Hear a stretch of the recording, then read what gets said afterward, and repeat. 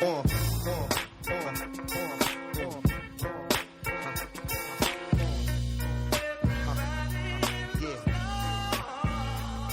guys, welcome to Tanked Up. We are a weekly gaming and beer podcast. Basically, we like games, we drink beer. My name's Ben Novant, I'm joined by Alex Malpass. Yo.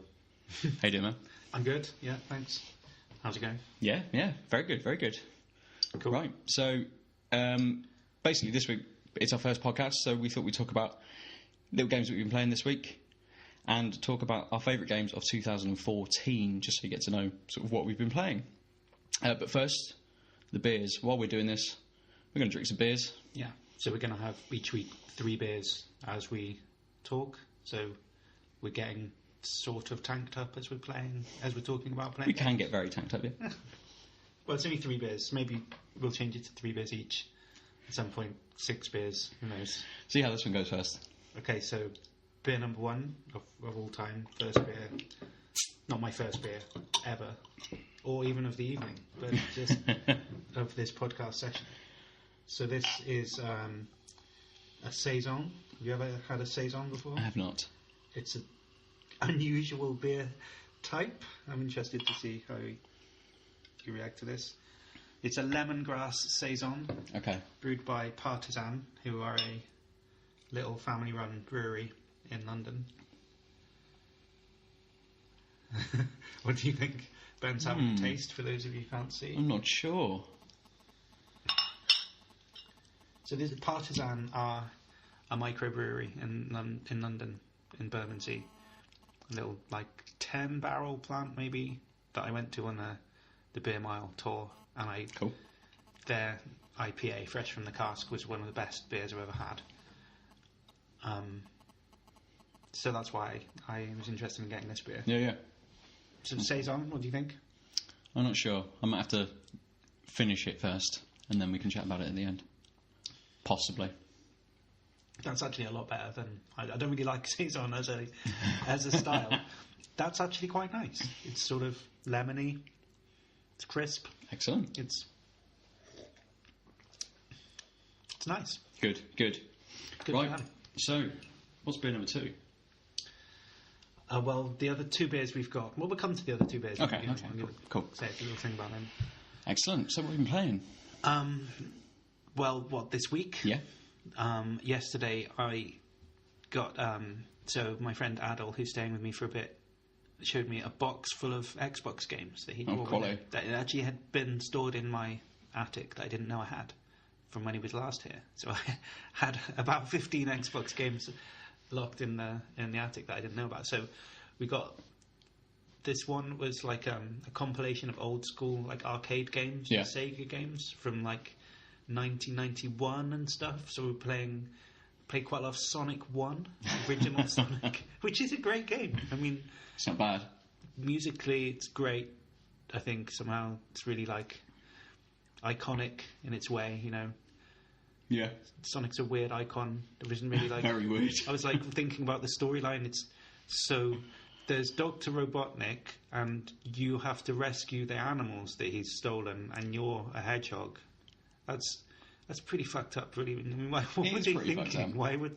It's pretty fucked up, but he also puts them in giant robot suits that form other kinds of animals. He's like, go to work for me trying to kill this hedgehog. Yeah. And it's okay, so first level, you're running along outside, nice greenery. Yeah. Okay, that's cool. Next one, you're just in some weird, it's got ruins and stuff in the background and lava. Labyrinth and zone? Underneath. Yeah, labyrinth zone, that's right. No explanation for why you get there. At least with Mario, there's the map. You're moving from one island to another. Yeah. And it's just nope, you're in a labyrinth zone now. Overarching world view. Yeah, there's no world view in Sonic. It's just a series of events patched together. Still fun, enjoyable. There's one thing, there's no save game. True, very true. With a lot of sort of Mega Drive, SNES games. Forgotten about that. Yeah. So that was irritating. Also played Streets of Rage. Oh, that's a quality game. Yeah. Played Streets of Rage for the time it came out. That was very, very good. Yeah. So I've been playing mainly old school games the last couple of days. So what have you been playing? Not much this week. Jumped back into a couple of games that I haven't played for a little while.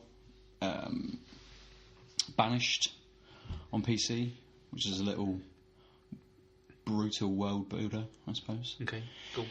You get several villagers to start up a village with, and you have to provide for them. So there's a lot of resource management, and they die in excellent ways, like people collecting wood get crushed by a tree. Nice, good deaths. This happens quite often. So they all take food and clothing and tools to be able to do their jobs. And if you run out of food, people start to die. If you run out of wood and firewood, people go cold and they freeze to death. Various outbreaks of plague and things, but it's quite a nice little game to sort of play. Nice.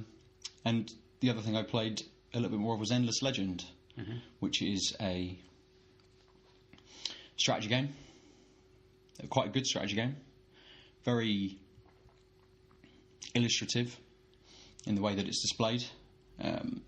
It's very much like a game like Civilization.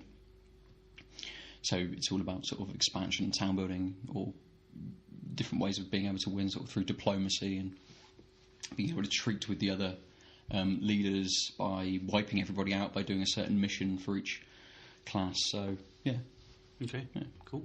Sunk a lot of hours into that. Nice. Good hours. Very good hours. Not very wasted. Spent well. Yeah. Yeah, it's in the bank. So, I also played an RPG, an indie game RPG, which is called Song of the Mern, What Lies Beneath. Okay. And I had written a review for Game Debate about that. Yeah. So that was an interesting game. I guess if you like RPGs, it was good.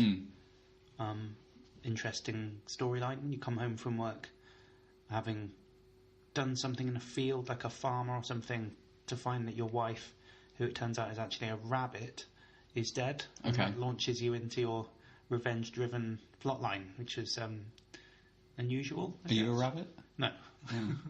You're just a person who happens to be happily married to a rabbit. That's the premise. Well, that's fair. Yeah.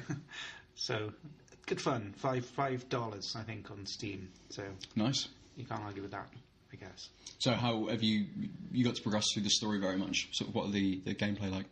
I gave it something like 2.5 hours, and I had I don't know, I got decent way through the game, I guess. Yeah. I read some of the people saying they'd finished it in 4, someone else saying he finished it in 16, so I guess depends how much you're into that type of game. It was like so there's this old game called it's called Realm of the Mad God. Right. Did you ever play that? Nope. It's like a kind of top-down like shooting game, essentially, where you're just running around crazy like monsters and stuff charging towards you. Action-packed, real quick-paced game. It's like that crossed with Zelda, if that makes any sense. Yeah. So it's top-down sort of action shooty, but also opening boxes and collecting coins and bits of linen and weird shit like that so that you can make stuff. Crafting is involved in the game. Anyway, I was playing that as well. 2D pixel art? It is, yeah, absolutely. Okay. But it's kind of retro-esque, so it's like unashamedly pixelated, and yet there's some nice shading where there's different light effects when you're going from a light bit to a dark bit. That's like nice gradient shading, so I guess that worked quite well together. Okay. Yeah. Do you think that adds to the gameplay, or is it just an aesthetic choice? It's an aesthetic choice, I'm sure. It's nice aesthetics. Worth, like, I don't know. It was good. For an indie game, you can tell someone's put a lot of like effort into it, a lot of love.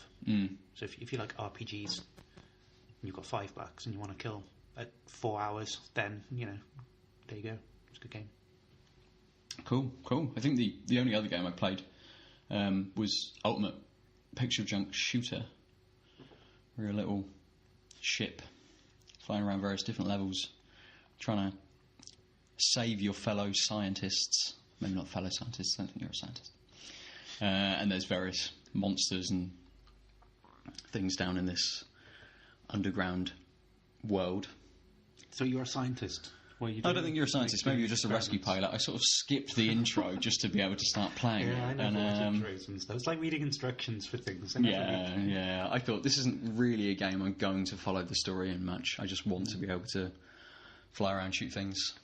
So it's quite nice. There's a lot of good puzzles to be able to solve sort of impassable walls, and you've got to go and find a plant which allows you to suck up lava to then drop onto the wall, which melts all of the blocks in your way to be able to progress and things. So it's quite good. A lot of scientists have died under my watchful eye, but Scientists die. they do. Yeah. Constantly throughout the world. Scientists getting melted by lava. That's right. Yeah. So that's it's a really nice game. That one was free on the PlayStation Plus subscription, I think, several months ago. But I'd earmarked it for when I picked up my PS4, which I did a couple of weeks ago. Nice. So enjoying that? Purchase? Yeah, very much. I played a lot of different games on there. A lot of games that I'd previously played or played iterations of, stuff like Hotline Miami, Strider. There was a piece of this month, or for January, one of the downloadable PlayStation Plus games was Infamous First Light, which is a piece of standalone content for, or in the same world as Infamous Second Son, which was one of the launch titles for PS4. And you're this chick, your brother goes missing, shall I say, and then you've got superpowers to try and find him. So let me guess, you're a hot chick, right? No, she's... No? Really? Depends what you're into. Yeah, but I mean, like, I'm just saying, standard game depiction. You are... You're not going to Seattle grunge girl number one. Okay. Really. Okay, well, that's cool. But the superpowers you have are neon powers, so you can suck energy from neon signs, you shoot neon bullets towards people, you can drop down from the sky and smash a small area of ground around you and things. And sort of the Infamous games are quite nice because it almost takes a real person as such, not any sort of military-esque kind of guy who's then gone on to get himself sort of superpowers and just run around bashing, the bad guys or some other agency that you're against. This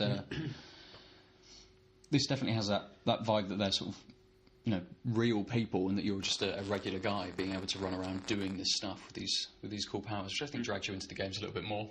That's cool. So it's that was very enjoyable, but quite short because it's only a small sort of prequel to the game. So yeah, it's nice. Okay, nice, good, excellent. So, are we on to games of 2014 now? I think so. I think we should open beer number 2. No, I'm still enjoying my saison. It's nicer than I thought it was going to be. Let me just...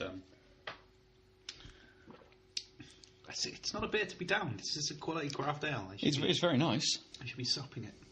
So, in general, saisons can be a lot more sour than this. This is quite tame, really, in the style. I'm not getting any lemongrass, I've got to say. I'm getting quite a lot of lemon. A lot of lemon. Lemongrass isn't lemon, though, is it? Is it? There's a hint of lemon in lemongrass. It does taste... Fuck, it's lemongrass, anyway. It's kind of like... Looks like chives or something. Lemongrass, I think I've had in various curries and things that I've made. Yeah, like Thai curries. But you also get some vodka drink, which I think is called Zubrauka. Okay, something like that, which has a piece of lemongrass in. Yeah. And if you have that with... I don't think it's with lemonade, but another mixer. I can't remember what. Probably makes a massive difference which mixer it is. But we were out one night trying different sort of drinks, and it tasted very much like apple pie, which was actually really nice. Interesting. So nice. All right. God damn it! Let's do this then. Next, Camden Pills. So, Camden, another London independent brewery. Not as small as Partisan by any means, quite big these days really, even though they're still a craft brewery. So it's a lager, it's not an ale. Okay. So, departing from my normal anti-lager stance, let's try it. Why not? It's going to be nice. I imagine Camden are good.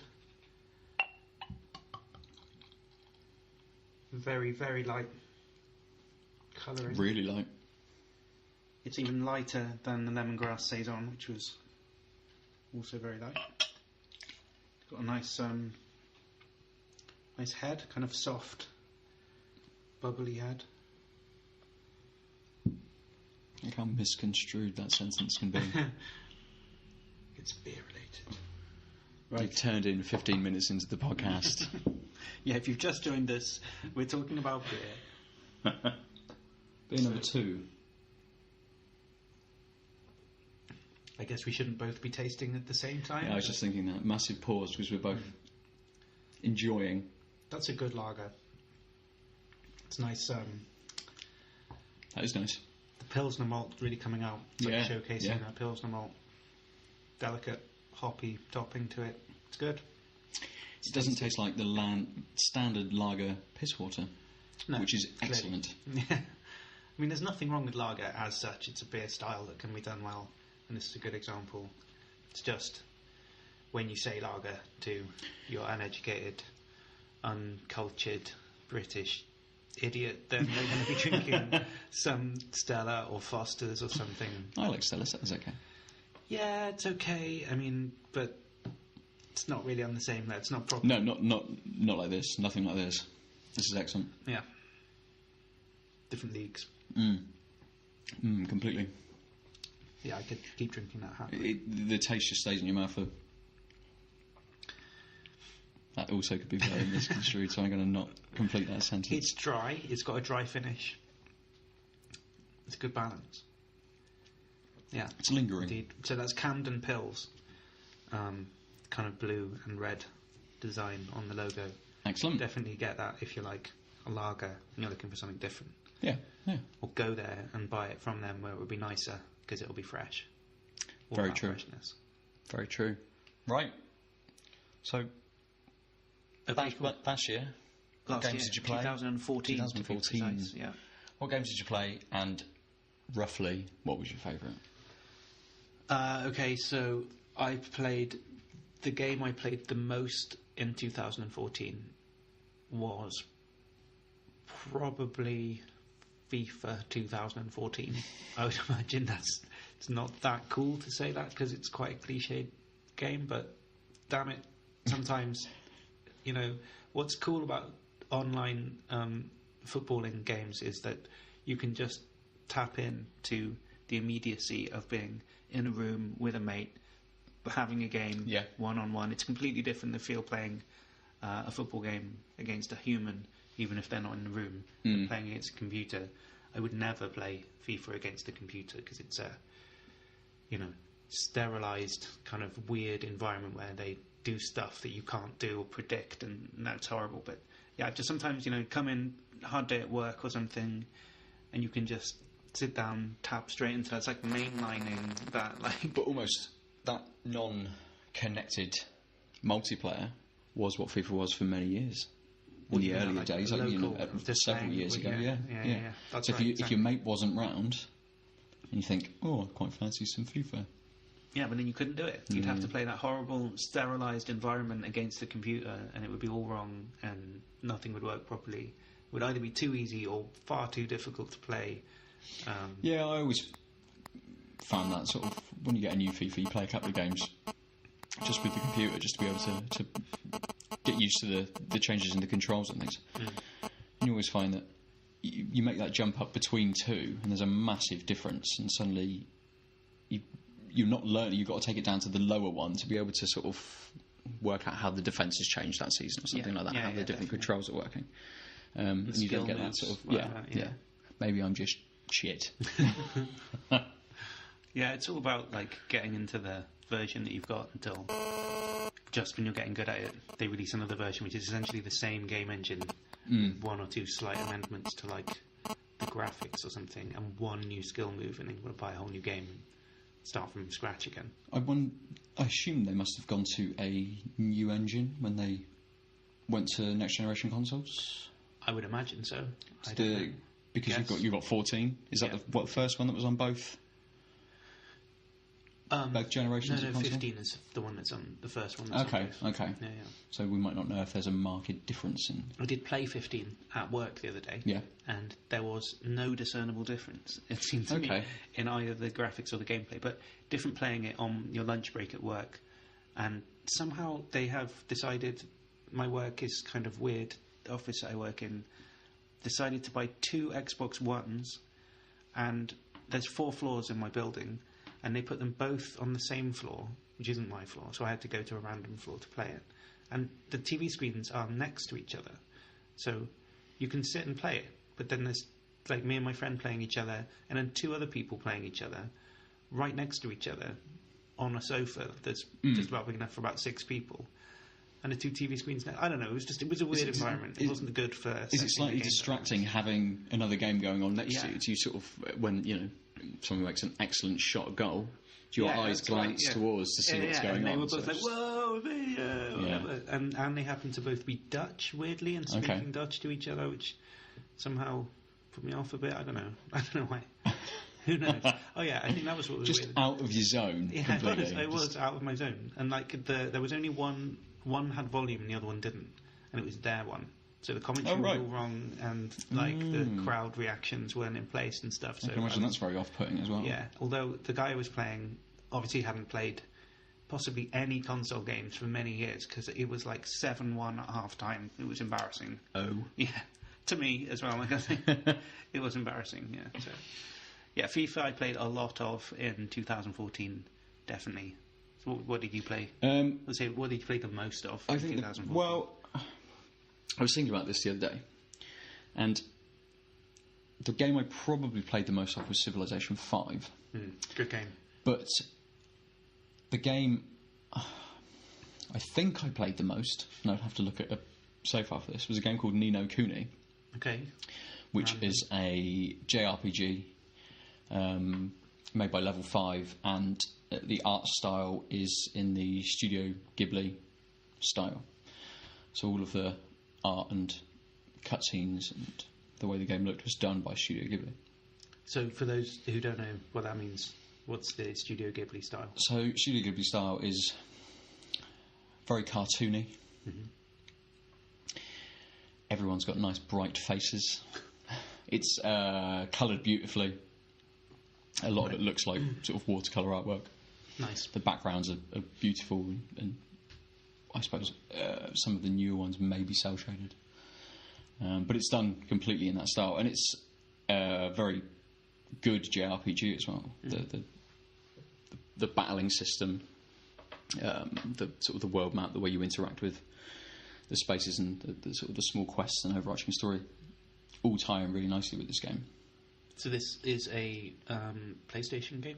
It was on the PlayStation 3, and I think it came out in 2013, possibly. And I knew that it was coming out. It was a game that I really wanted, but at the time, unfortunately, I had no money, so I didn't pick it up when it came out. And last summer, it appeared at a discounted rate on the PlayStation Store. So you snapped that up. I snapped it up. Nice. And I say I played a lot of hours of Civ 5, but I played a lot of hours of that game as well. And that took ages. I managed to I finished it, but it felt like it took a long time, not in a bad way. So you're still involved in the story. You're still trying to level up your characters to be able to move on to the next sort of quest or next part of the story. And it did feel like it took a long time, but it was an enjoyable long time. Whereas sometimes with Civilization, you sort of get into the groove of a game, and suddenly it just becomes a bit of a template for the other games that you've played, and you fall into a certain sort of rhythm. That's true. And so, yes, a lot of hours of that have been played, but probably not as enjoyably as Ni no Kuni. So I also played a lot of Civilization 5, which I was sceptical about when I got it, because I was so into Civilization 4 for a long time. That was in my, probably still is in my top, say, 5 games. Civilization 4 with the Rise and Fall expansion pack. Good Earth map, carefully thought through. Like, not terrible placement of different things. And then it had the genius of the historical, like, tracking thing, so that when stuff in history happened, then it was, no matter what was going on in the game, like, so for instance, I think the Arabian Empire would just pop up, and then, like, too bad if you had control of those areas, you have to, like, yield to this new force that's on there. So stuff like that would keep dragging the game back to the flow of actual history, which was wonderful. the thing they touted most about that they thought was the best thing was the stability indicator on. Yeah. Did you remember playing this patch? Did you know? No. So essentially, you could run your empire so that you expanded too quickly or whatever, or became overbalanced in a certain parameter or whatever. And if you didn't take steps to correct it, and sometimes it wasn't clear exactly what was causing stability to kick off or whatever, then your empire could crumble. So, So about uprisings in the city because they got too much wine. No. You lose all of your city-states apart from your original one. Oh. Yeah. So you have like something 10 goes or something where it's at critical, and then suddenly it's just done. And so you could have this like world-spanning empire, and all of a sudden it's like, no, goodbye. And then all of your troops or whatever that are posted somehow out on the outskirts of your empire, they're not yours anymore. All you've got is that like archer in your capital or something from hundreds of years ago, who's your only guy now. So that they thought that was a really good addition. All that it meant was like, so I have to go back to that save game from 3 days ago and try and figure out what I have to play all of that. Yeah, so that I found kind of tedious, but the historical drag thing where it brought you back to the tide of history, that was great. So I was sceptical about Civ 5 because I had such a lot to live up to, and I think to begin with I didn't like it that much. But I think overall, looking on the two games objectively, I am playing with the which one of those two main expansion packs for Civ 5 is like Brave New World, I think. Yeah. What's it on? Gods and Kings or something. Yeah, I may have both now. I can't remember, but I certainly enjoy playing with the expansions. I thought they made more depth to it. The Genghis Khan scenario was good as well. If you played that, that's good. I don't think I played this scenario. I think I skipped over it. I may have played it. I may have just treated it as another game of point and click and... Yeah. Oh, actually, I think I did, where you've got to take over something like the 8 civilizations. Yeah, that's it. Exactly. And you've got like 2 units, but every small one that you take over, every city-state or every civilization that you take over gives you another unit or gives you a couple of units, doesn't it? And you've got this unique unit ability where you can move, fire, and then move again. Yes, so you can go within the range of city limits, fire, come back out. Yeah, I do remember that. That was good. That was good. Yeah, I think the expansions, or there were other pieces of downloadable content for it which added more scenarios, but I never played any of those. No, well, I was only really looking for I think most disappointing thing about Civ 5 was the poorly rendered Earth map on there. Even the largest map, stick it in Earth. I mean, the UK was like an S-shaped, like one. What are the shapes of pentagram or something? I don't know what the hell it was. But it was like, each one was just like one space wide, and like there's no Wales, there's no like Cornwall is the same size as Scotland, and it's just like obviously there's going to be some distortion because it's Civ, it's not an actual map, but it was poorly rendered. I was disappointed with that. Randomly, as a quick aside, not a game I played last year, I think the best world map, accurate world map, was on a game called Transport Tycoon. And in Transport Tycoon, you own a transport company, and you have to ferry passengers and goods across the country between towns. You can set up different industries, or you don't set up different industries. There are industries set up, so you can then start shipping goods. So you can take oil from oil fields to refineries, or coal to power plants and things like this. And there was a map on there, and I think it was called Southwest 2026 or something like this. And it was the area that I lived, the southwest of England, up to Merthyr Tydfil and across to like Oxford or somewhere like that. Any game that has the detail to put Merthyr Tydfil in, I think deserves respect, definitely. Lots of towns, lots of places that I knew, which was quite funny. It's like, I don't think there's a coal power plant there, but I'll build a train to it anyway. Why not? So that was yeah. A good map. When in Merthyr Tydfil, do as the Merthyr Tydfilians. Tydvodians? Tydfilians? I don't know. Who knows? The Merthyr folk. Yes, those people, the other, in general. All right, excellent. Cool. I think another game I played last year which was very similar to Ni no Kuni in that it's a JRPG, was a game called Child of Light. Child of Light. It's a Ubisoft game. Again, it's a cartoony style. And most Ubisoft games are in the cartoony genre. Yeah, a lot of them are. Some of the AAA ones, sort of Assassin's Creed and AAA, okay. some of the bigger budgeted games like Assassin's Creed and things. I suppose you couldn't call it Assassin's Creed. This I can't remember what the engine was called, but I think it's the same engine they use for Rayman Legends and another game they brought out called Valiant Hearts. But Child of Light was sort of all the nice parts of JRPGs, sort of very simple battle systems, a little bit of exploration, a little bit of collection, a bit of toing and froing between different areas to be able to speak to different people and solve different issues that they had. But it was only about 6 hours. I did it in 2 sittings. Yeah, that's not and it was just, I thought it was quite nice. I thought for the game, it might have been a little bit longer than that, but for the game, I thought the length was about right. But as soon as I finished it, I did think to myself, it dumps you back into the world to be able to pick up all of the things that you didn't. I did think to myself, actually, this is something that I want to be able to play again. That's cool. And I've got it loaded on the PS4 because I played it last year on the PlayStation 3. So at some point when I have nothing else to play, which may never happen, I'll possibly jump back onto it and have another playthrough. And that's quite often pretty cheap on the PlayStation Store, and it's a nice little game to be able to pick up for a weekend. You know, you've got a free evening on a weekend, Friday or a bit of time. It's something nice to be able to just run through over a weekend because you get the whole experience sort of in a very short space of time. So. Still, one weekend seems not a huge output for the cost of a game, right? I mean, how much did it cost? I think I picked it up for about £5. Okay, so fair. But I think that was a sale price, and I think it was probably more like $11.99 or something like that when it came out. That's not too bad.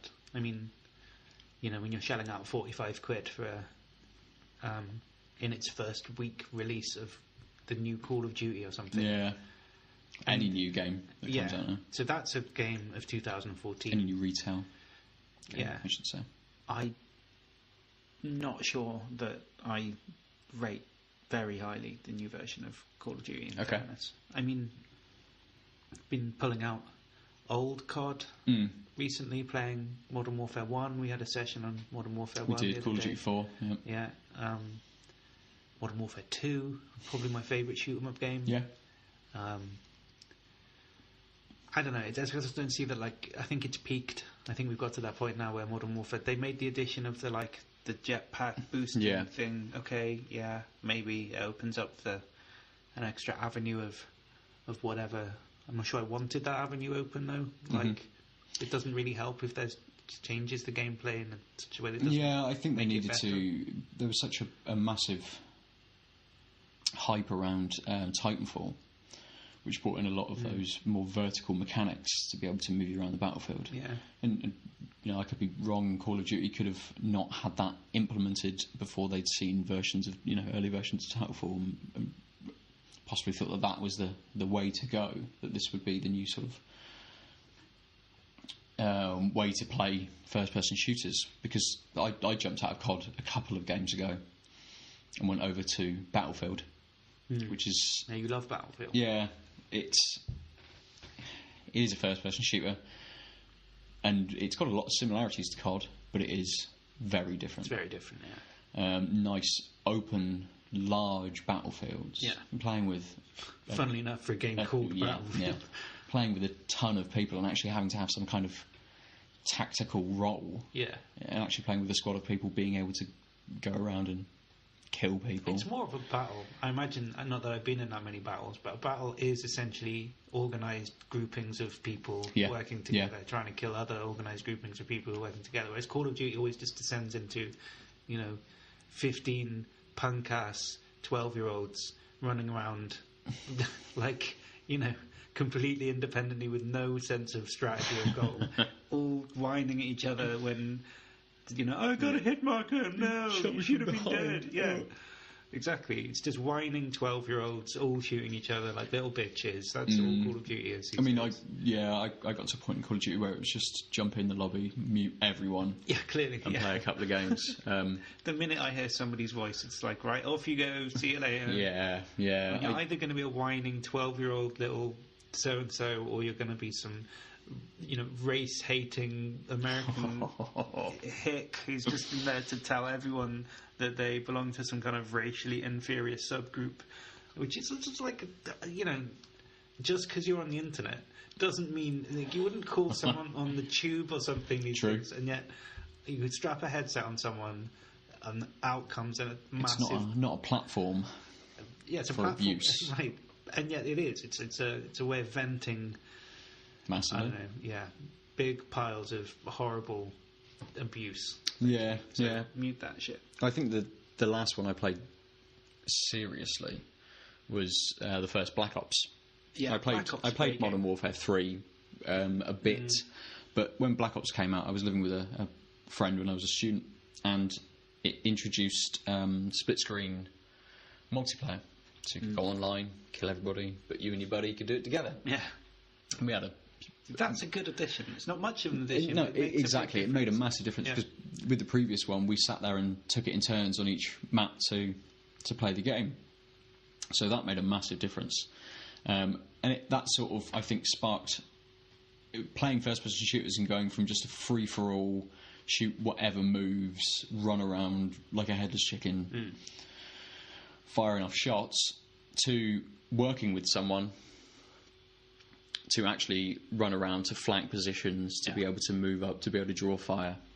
That is the way Which to is play it. almost when my friend and I stopped living together. That's when I jumped over the battlefield. Because it was, I can actually have this with some people who want this experience. So you can start talking to various different people, You're chasing that strategy dragon in I the think first so. person. Constantly searching for strategy in every game.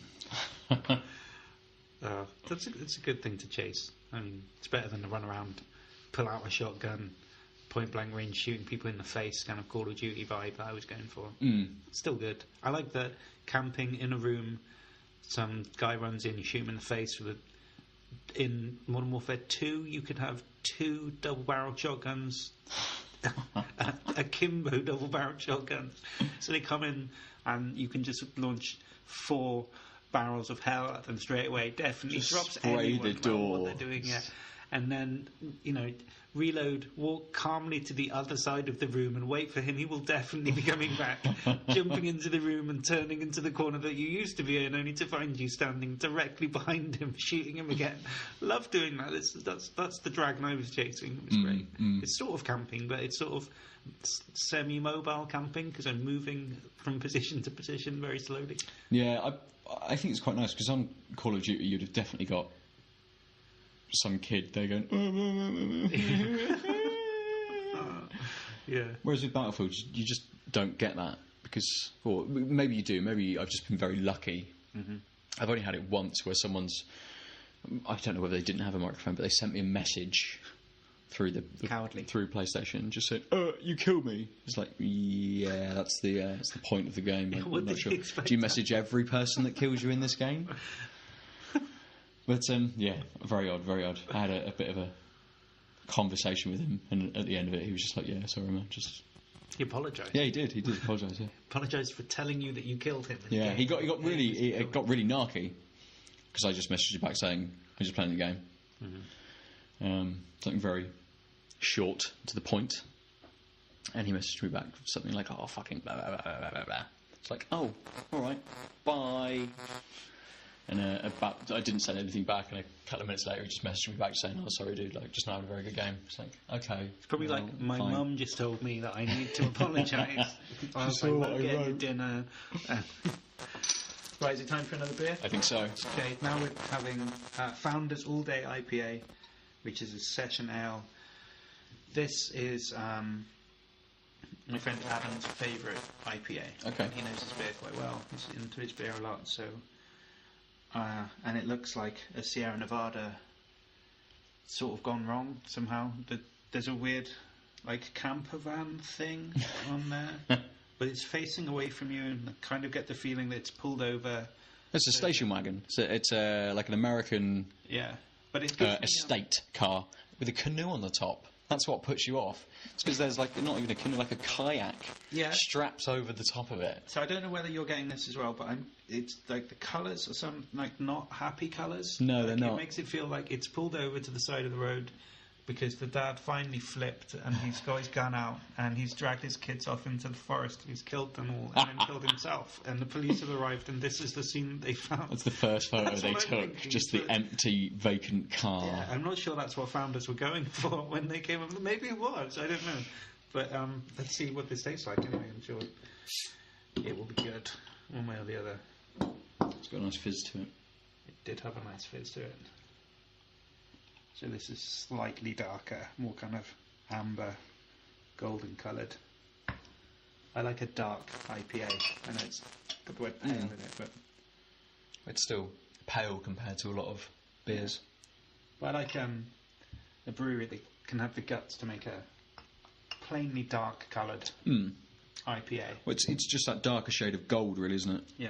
It's almost bronzy. It's got like a caramelly kind of nice nose to it. Definitely. It's got that in the taste as well.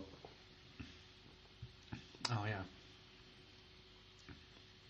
It's nice. It's not overly grassy. It's not particularly bitter. It's definitely big heaps of caramel, definitely. It's got some kind of fruitiness at the beginning, but it goes quite quickly. I think it's possibly just to take the edge off because there's a slight tingling. A tingle. A remaining tingle. A residual tingle. Yes. So perhaps that's just a nice little first drop just to keep that off. It's nice. I wouldn't say it was my favourite IPA, but it's very nice. I think I prefer an IPA to be more heavy on the citrus. Yeah. Maybe a bit more pine, something like that. A bit more smoky. More smoky, yeah. Mm. Anyway, it's a nice beer. It's definitely figured we'd leave the IPA till last because it would be the biggest, fullest flavour. Yeah, I suppose. And yeah, actually, I'm having fond thoughts, fond reminiscences of the Saison lemongrass that we started with. That was a nice. It was nice. It was nice. I think for me this one's a little bit better. I can't quite explain why. They're all good beers. They are very good beers, all of them. Yeah. Camden Pills was a lovely lager, the best lager I've had for a while. Like I said, I don't drink many, but that was a good. They're all good. Yeah. Get any of these beers, especially if you're trying to drink something new. Yeah, yeah. Definitely. And you want to play games, drink beer. Yeah, that's right. So, what was your favourite game of last year? Was it one you've already spoken about, or was it something completely different? Well, my favourite game that came out in 2014, or the favourite game, the one that gave me the most enjoyment in 2014. Yeah, the one that gave you the most enjoyment of 2014. Interesting. Well, so, okay, there's two ways of looking at it, right? There's the one that gave me the most enjoyment if you added up all the enjoyment over the year. Okay. But that means it's probably just the one that I played the most, because there's just more. Even if I only got 10% enjoyment out of FIFA, it was so much of my time that it's going to add up to more. Sure. And then you could look at it the other way, which is the highest enjoyment percentage per minute of play or something, right? And for that, because so that would be Alien Isolation, I think. Okay. But that's partly because I only got it on Christmas Day, so I only had it for like 7 days of 2014. Right. And we had my girlfriend's family came and stayed with us for Christmas, so I didn't have much time to play it. Mm-hmm. But the time that I did play it was incredibly enjoyable. The first experience of Alien Isolation is wonderful. It was Christmas Day. Sam was cooking Christmas dinner with her mum in the kitchen, whilst her dad was asleep already by lunchtime. Nice. He'd gone back to bed, and so I pulled the curtains and got Alien Isolation on the go, and so it's Christmas Day, middle of the day. I'm sitting in the dark in my front room playing a scary computer game, which was great. It was, and yeah, it was even then in that setting with like Christmas music coming from the kitchen. I was still quite scared playing. Slightly haunting feeling of Christmas music, just in the distance. That's right. So yeah, I like that game a lot. It was great for like I've always been into the Aliens kind of franchise. Mm-hmm. Alien 1 or whatever was my well, it's the best film in the series for like stylistically, artistically, whatever. It's very tense. It's exactly. It's a thriller, right? Or whatever the genre is. It's not a horror. I suppose it's a horror film. It's not an action film. It's not a shoot 'em up film or whatever. So the game, unlike the second one. Yeah, exactly. Yeah. So take Aliens, the second film, right? That was perfectly turned into a game with the AVP, Aliens vs Predator PC game. Yep. From whenever it was, like 96 or something. That was a wonderful game, but that was essentially kind of like a first-person shooter running around killing loads of aliens game. So it was, if that's what you wanted, that was great. Whereas this captures the thrilling, sort of tense, atmospheric style of the first film perfectly, like wonderfully. To the level of detail in it was fantastic. To the the texture of the walls in the corridors that you walk down, to the noise that the doors make when they open, and I don't know, it was just great. So there were some new things in there, like the androids and stuff weren't like whatever he's called in Alien, but didn't look just like humans. They look different. Yeah. Some of the dialogue, I suppose, between the other human inhabitants. Okay, now I'm looking at the negatives, but like the way the alien moves is terrible. It's really awful. It stands upright and walks with really loud clunking noises. Really? I mean, part of the game dynamics is that you have to be able to tell when the alien's nearby, because like A, it freaks you out that you can hear it, and B, if you couldn't, you'd never have any chance, ability to. Yeah, there'd be no game there. It would just be you die every now and again, which would just be pointless. More realistic, but so I think they could have spent more time working on the way it moves. I mean, it just, I don't know, it's like marching around really awkwardly. I know that something that comes back to a game that has come out this week, which is, well, I say it came out this week, it came out a long time ago, but the Resident Evil remaster. Right. Having that ability to not checkpoint, well, you don't have the ability to checkpoint, but the game doesn't checkpoint. You have a certain amount of saves, a certain amount of items to pick up to be able to save. You get through an area and you come back to a point where you're able to then save your progress. Very tense. And Alien has something similar, doesn't it, with the phones? The phones, yeah, definitely. That was, and you can save your progress, and it takes about 15 seconds to do that, and whilst you're doing that, you can then still look from left to right. Like there may be points where the alien's rushing you and you're trying to save, and you have to be able to tell or whatever. And there's loads of really freaky things, like there's lockers where you can, it's like highlights things that you can interact with. So you see, I can interact with this, I'll open the locker, maybe there'll be something in there I need. But all you can do is hide in the locker. Thinking, well, why do I need to hide in the locker? Is the alien nearby?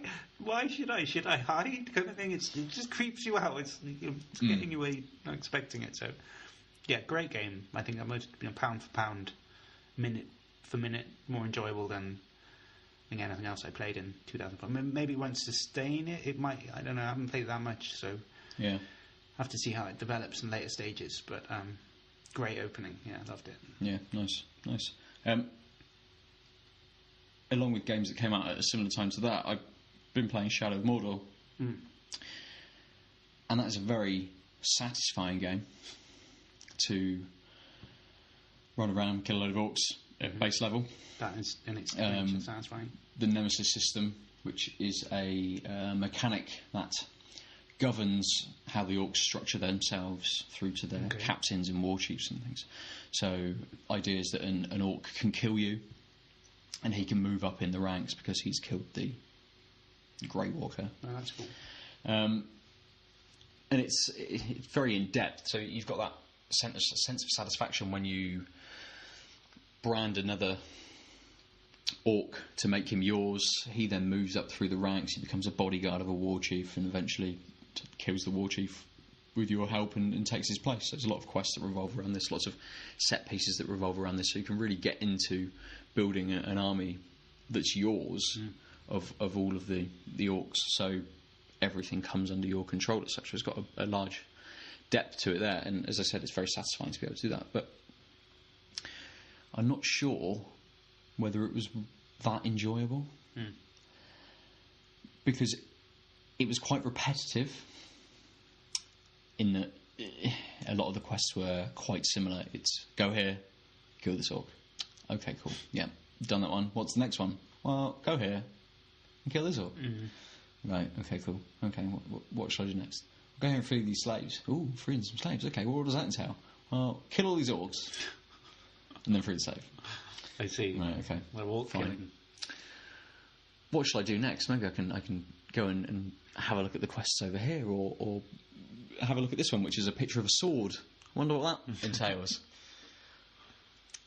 And it's a little side quest to upgrade your sword. So to be able to upgrade your sword, you've got to kill a lot of orcs. Upgrade your bow. You've got to shoot a lot of orcs. Nice. However, what was I expecting, really? Yeah. It is a game all about being a badass in part of Mordor. So do you never killing a lot of orcs? like fight against armies of men or elves or anything? No. No, it's just entirely No, it's entirely Mordor based. Entirely Mordor based. There are humans. I think they're a faction called Outcasts from one of the places. Minas Morgul or something, wherever they were. Minas Tirith, Yeah. possibly. And whatever. Yeah, and they've fled to Mordor because they hate the guy in charge. Maybe, I don't know. Can't remember. And I wouldn't go there. not to Mordor. No. It does seem like a hideous place. Yeah. Although there is an area, the second area you come to, is a nice, lush, green area, which contrasts completely with the. Really in Mordor, a green area. Yeah, it's a coastal area. So Okay. I've not studied a map of Mordor that Coastal area. a coastal area. So I've not studied a map of Mordor that in depth. So I assume that there must be coastal areas, and it's greener. It's described as where the orcs grow their food for the army, or all of the large Yeah. beasts that I they never can thought eat about live that, yeah. there They and must have things. some So kind of some grain, perhaps. They drink a lot of grog. blood. Oh, right, grog. Yeah, grog. There's missions to poison the grog. So I'll see if I can get Got it. some of that next Yeah. week. Oh, for our yeah, taste. yeah. Excellent. But yeah, I don't think that was my favourite game. But No. it was nice to have those little moments of satisfaction. In installing your own war chief, So taking down somebody. It's I played a lot of GTA 5, which Yeah. had Ooh. for for games that one thing you cannot fault the latest GTAs for is at least there is genuine variety in the missions. I mean, it's not Yeah, just the yeah. same thing every time. There's I don't know, there's killing rampages with the hillbilly guy.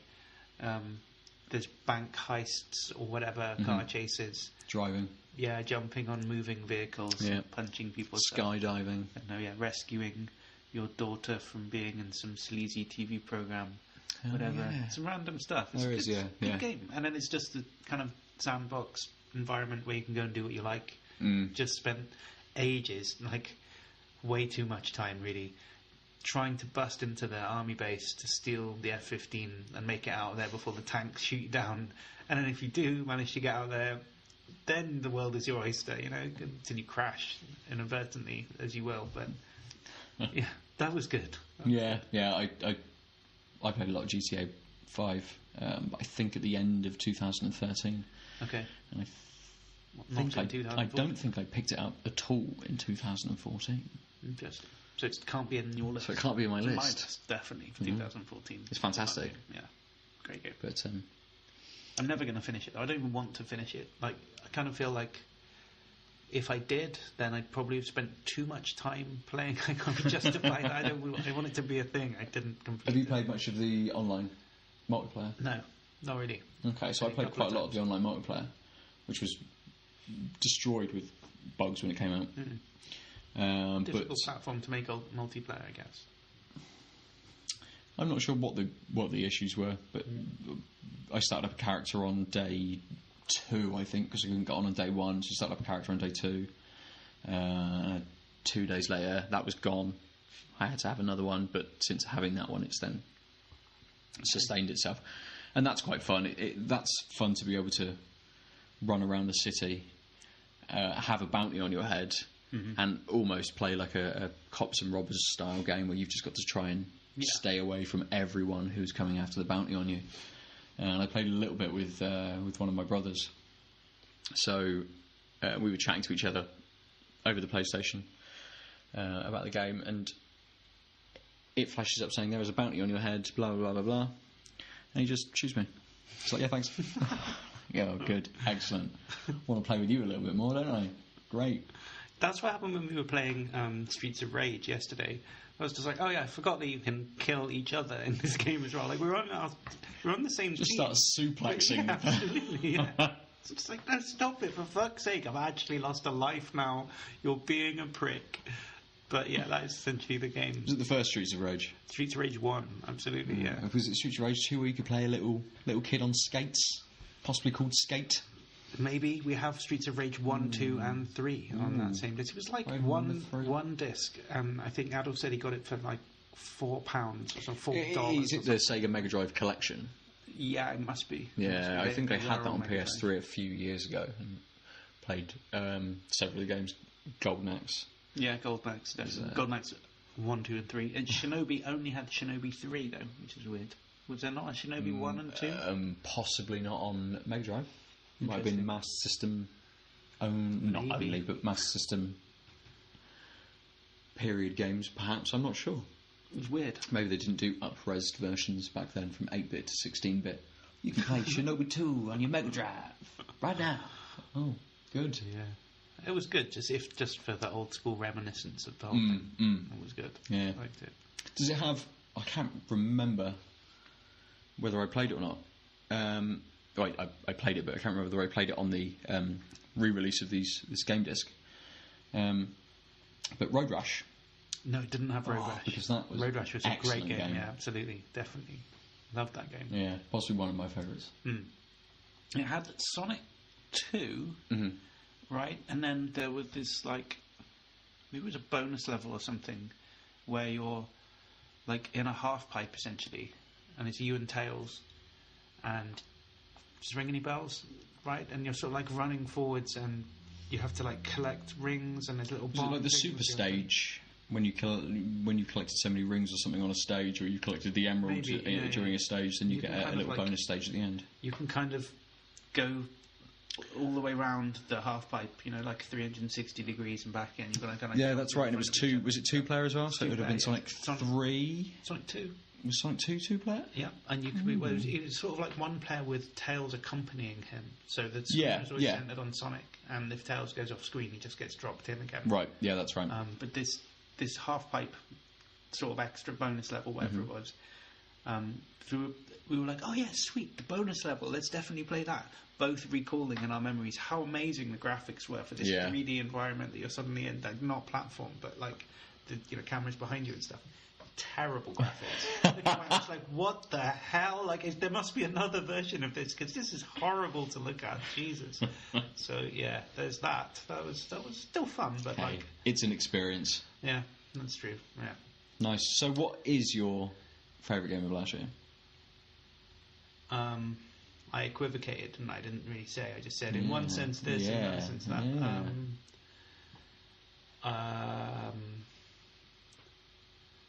I guess my contenders are Civ 5,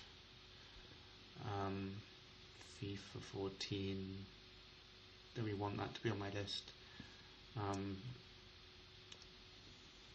GTA 5. Yeah. Alien Isolation. It's got to be one. Pick one. I'll go GTA 5.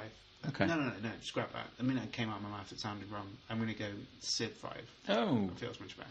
Okay. I'll stick with that. Unexpected. Yeah, I would have thought GTA 5 Alien Isolation, but Yeah, well, Alien Isolation pound for pound, but I don't think it didn't have the longevity. I mean, Yeah. hundreds of hours were sunk into Civ 5. Mhm. It would be unfair if I didn't give it the kudos that it deserved. Yeah. So kudos, Civ 5, kudos. Excellent, excellent. I'm going to pick, even though it's not a game of 2014, it's a game of 2013, Ni no Kuni, just because that was enjoyable from start to finish, really. I never felt like I had to grind at any part to either get various creatures that you use in your battle systems or to level them up or anything, so I think I'm going to go with Ni no Kuni. Okay, and then, so the beer of the day is out of the Partisan Lemongrass Saison, the Camden Pills Lager, or the Founders All Day IPA. What are you going for? I think I'm going to go with the Founders All Day IPA. Yeah. It's a lot more full-bodied. Mm-hmm. It's got a slightly nicer taste than the Saison. The Pils was nice, but for flavour, it sort of couldn't compete with the other two, really. And I think the Founders just tipped it for me. Fair enough. And it had a label reminiscent of potential homicide. Yeah. So that was good. That is a plus. Weekends in the Woods. Yeah. Death in the woods. Family death in the woods. I'm going to go with Partisan Saison, Saison Lemongrass, whatever it's called. I really like the brewery in particular. I have a soft spot for them, and it delivered much more than I was expecting out of the others. I expected that. In fact, the Founders delivered less than I was expecting, but because it had been bigged up in advance. And actually, the Pills delivered more than I was expecting. But the Saison, the difference between how nice it was and how nice I was expecting it to be was bigger than in the other three. So Yeah. for that reason, I'm going to give it to that. Excellent. Well, you guys have been listening to Tanked Up. To Tanked Up, yeah. Number Week one. Yeah. Woo. Done. You can find us at tankedup_cast on Twitter. You can find me at Nova47, NOVA47. You can find Alex On Twitter. no, No. I may Not be on I Twitter. don't know. Oh. But I'll sort that out next week. Tweeting. You don't have to. Yeah, I probably should. I mean, I'm old enough to. I think I skipped. I'm slightly too old for Twitter. Right. At Facebook, fine. Twitter, I get it. I'm not on it. I see the attraction to it. Instagram, don't really know what that is. Snapchat, why would you? Don't understand. You know, I'm not. And then there are other things I probably don't even know about. So You may have been able to tell from the podcast, from the games that we've been playing, that we're not that old by any stretch of the imagination. As that. That is it. I am exactly this old right now. So yeah. Yes, that's what I always say. I hate that phrase, that's what I always say. Or, you know, you hear these, like, that's what my mother used to say, or whatever. That's what she'd always say. So you always say that, did she? That's not like whenever you said anything to her, that's what she said. Because that's what always means. It means all the time. She The sometimes only said sentence it. that came out of her mouth. What you mean, whenever someone says, that's what she always said, then that's what she sometimes said, right? Anyone can sometimes say anything. Just sometimes saying something doesn't mean you own the thing. You can't just... Anyway, I hate that. So... Cool. Right. On that bombshell. That's been episode 1. Okay, cool. Awesome. Take it easy, guys. Cheers.